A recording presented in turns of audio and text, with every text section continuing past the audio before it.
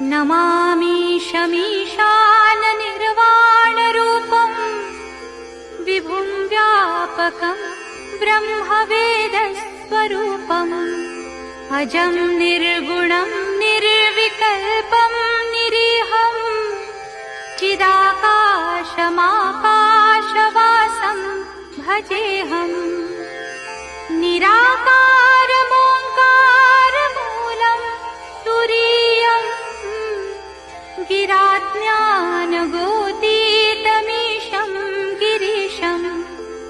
करालं महाकाल कालं कृपालुं गुणागारसंसारपारं नतोऽहम् तुषाराद्रिसङ्काश गौरं गभीरं मनोभूतकोटिप्रभाश्रीशरीरम् स्फुरन्मौलिकल्लोलिनी चारुगङ्गा लसद्भालबालेन्दु कण्ठे भुजङ्गा चलत्कुण्डलं भ्रूसुनेत्रं विशालम् प्रसन्नाननं नीलकण्ठं दयालुं मृगाधीशचर्माम्बरं मुण्डमालं प्रियं शङ्करं सर्वनाथं भजामि प्रचण्डं प्रकृष्टं प्रगल्भं मरीशम्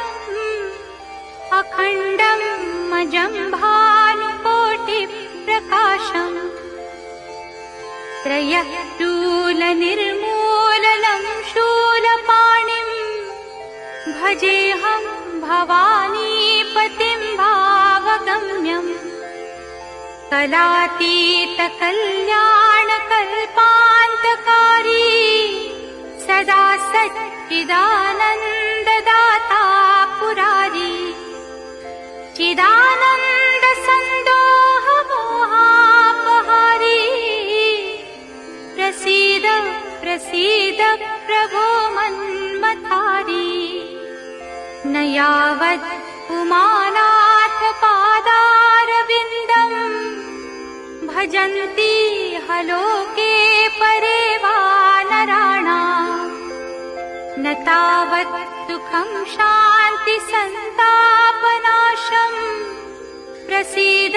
प्रभो सर्वभूताधिवासम् न जानामि योगं जपं नैव पूजा नतोऽहं सदा सर्वदा शम्भुतुभ्यम् जराजन्म दुःखौघतातप्यमानम् प्रभो पाहि शापान्नमामीश शम्भो